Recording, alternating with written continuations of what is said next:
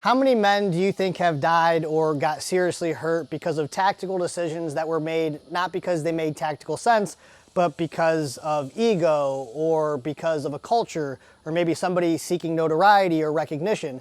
I think the answer to that question is definitely not zero, and it's probably quite a few guys.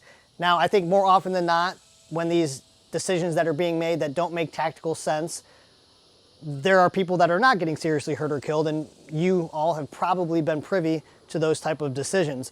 This is not a video about Operation Red Wings or Lone Survivor, as most of you know about it, but I am going to draw some correlation between what took place there and some of the decisions that we make in law enforcement and maybe why we make those decisions.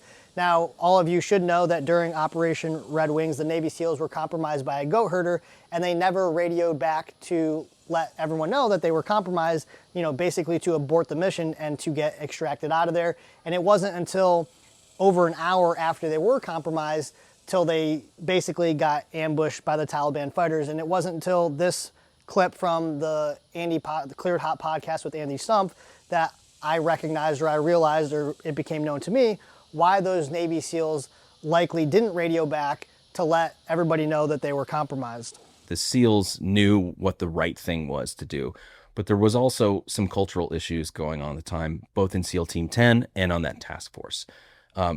There were 3 other teams that had been compromised by goat herders in previous missions by SEAL Team 8, which was the team that was there before SEAL Team 10.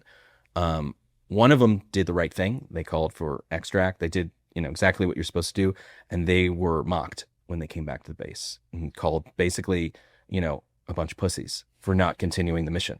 The 2 others stayed in the field despite being compromised and continued the mission. And for the young guys, the inexperienced guys on the team, that sent a message of like, whatever you may have learned in the classroom, you're in Afghanistan now, and this is what you do. So it sounds like, based off what we're hearing there, that the decision to not radio back and let everyone know that they were compromised is because there was a culture that was created based off some Navy SEALs who were in the field and were previously compromised and were basically, lack of a better term, made fun of, like you're weak or, you guys don't have what it takes.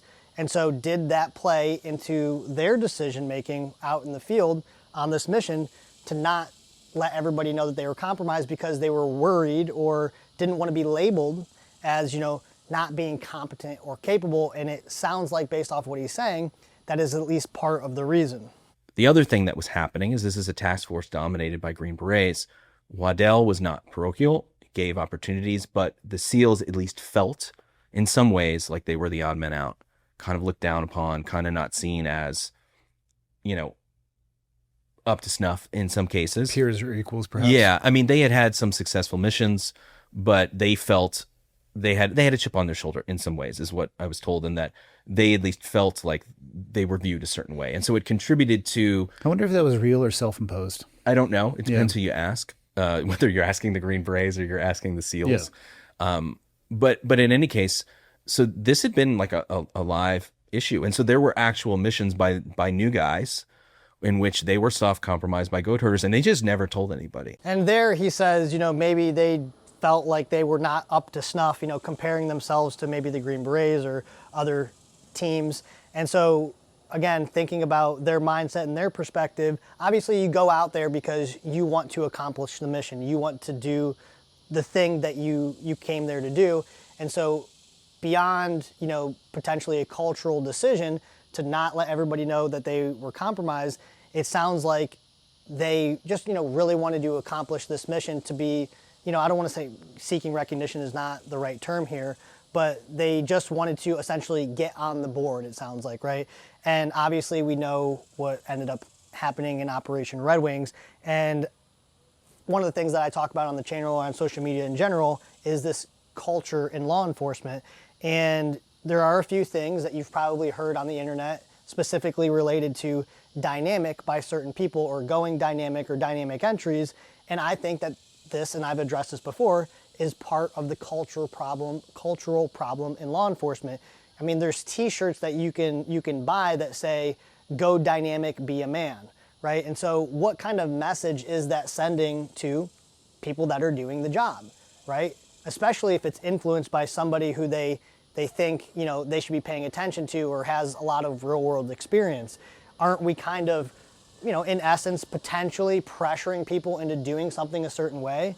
You've probably heard people say, well, if you're not doing things dynamically, that means you have no skill at CQB.